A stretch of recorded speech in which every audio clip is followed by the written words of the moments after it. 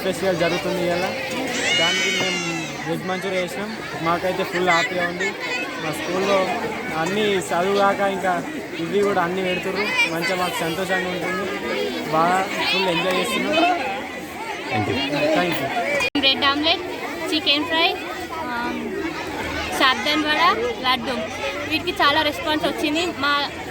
మా సెల్లింగ్ తొందరగా జరుగుతుంది.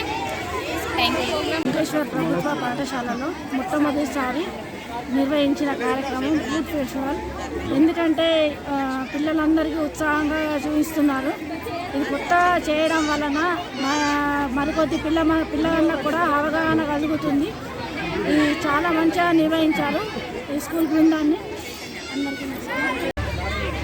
మా జడ్పీహెచ్ఎస్ డొంకేశ్వర్ పాఠశాలలో గతంలో ఎప్పుడూ లేని విధంగా ఈ సంవత్సరం విద్యార్థుల కోసం ఒక ఫుడ్ ఫెస్టివల్ అనేటువంటి ఒక కొత్త వినూత్నమైనటువంటి కార్యక్రమాన్ని ఏర్పాటు చేయాలని మా పాఠశాల తరపున సంకల్పించినాము.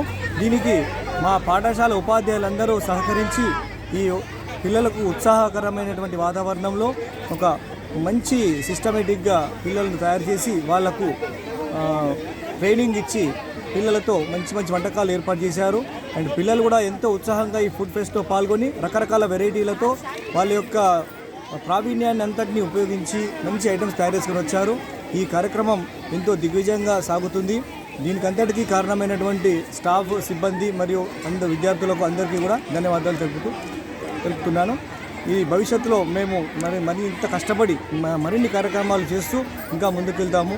ఇది ప్రభుత్వ పాఠశాల అంటే కేవలము పేద విద్యార్థులు చదువుకునే పాఠశాల మాత్రమే కాదు.